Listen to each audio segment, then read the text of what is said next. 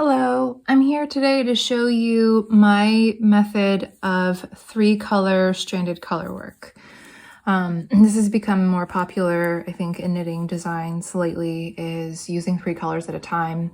And though it is a bit more unwieldy than 2 colors, it's certainly doable. And this is the best way that I have found to do it. It does involve both continental and English style knitting. So if you're not particularly comfortable with continental, you may want to brush up on that if you want to use this technique. This will show you how to do this with both hands, and also consider color dominance and catch your floats. So all of it wrapped up into this one technique. So color dominance is basically when you want one color to stand out in your pattern, in your design. So in this project, the dominant color is this peach color. And then in terms of hierarchy of dominance, the second dominant color is this white color, and then the gray is our background color.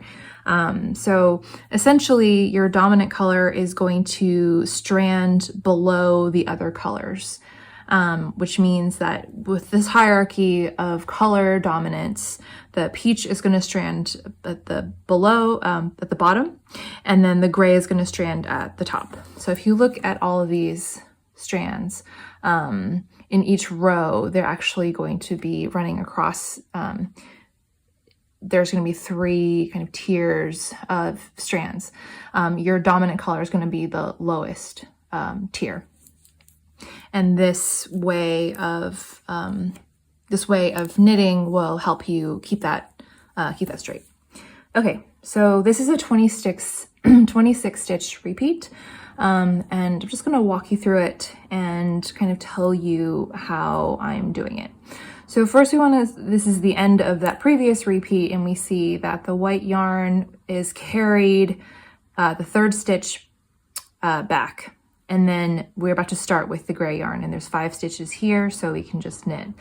I try to stay as close to 6 stitches between floats as possible. Sometimes it's not, because I don't like to catch floats when I'm starting a new color, because I think that it tends to kind of defeat the purpose of catching the float. Okay, so let's start. 1 gray, and then the next we have 5 peach stitches. So you have these 2, you're going to hold them according to their dominance, and then you just pick. This is the benefit of continental. You can just pick that, and you don't have to worry about the white yarn. You just kind of keep holding it. So you see that the white yarn, we want to carry it with maybe not this stitch, but the next stitch. So the way that we catch floats with continental is you'll find the way that your fingers want to do it, but I like to push the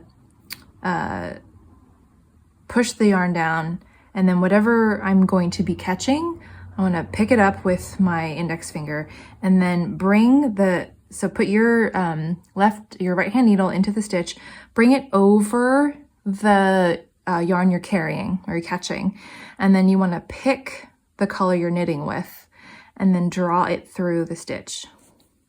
See, now it's caught.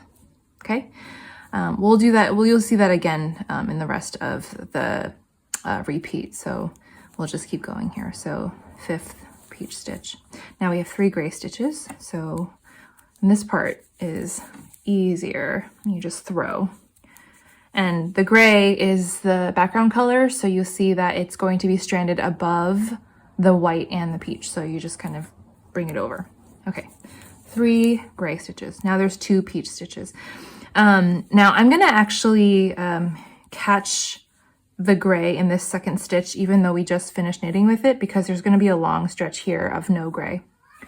So when you are catching with your right hand yarn, you put your right hand needle into the stitch. Don't knit anything yet.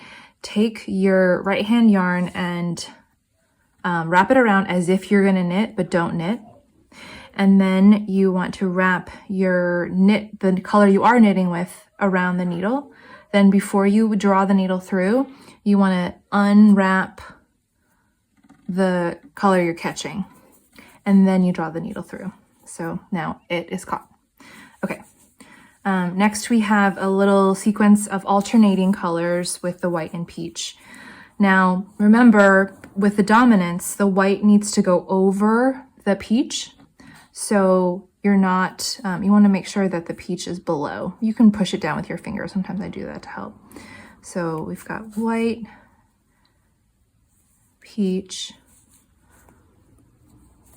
white, peach,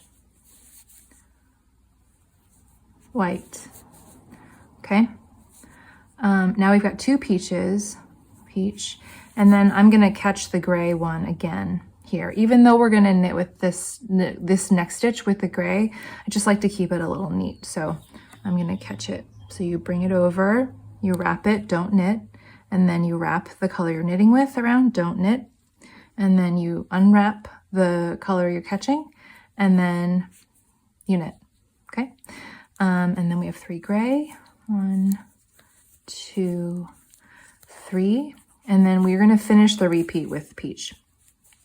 Now see, we had caught the last stitch that was knitted with the white is here. That's 5 stitches between the white and the end. So let's just do a couple more.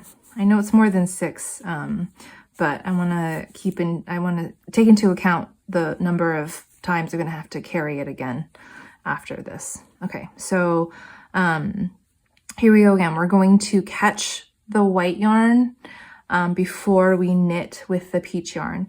So we're going to put our right hand needle into the stitch, go over the white yarn, and then pick up the yarn, the color that you're knitting with, the peach, and then bring it through the stitch.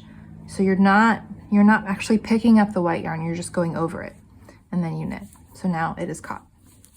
Okay, and then just 2 more peach, and then we are done with the repeat. Sweet. I'm gonna do it again here without narration, and I find that sometimes that's helpful when I watch tutorial videos. So if you got what you needed, you can just turn it off now. But if you want to watch it again without narration, I'm gonna do another repeat.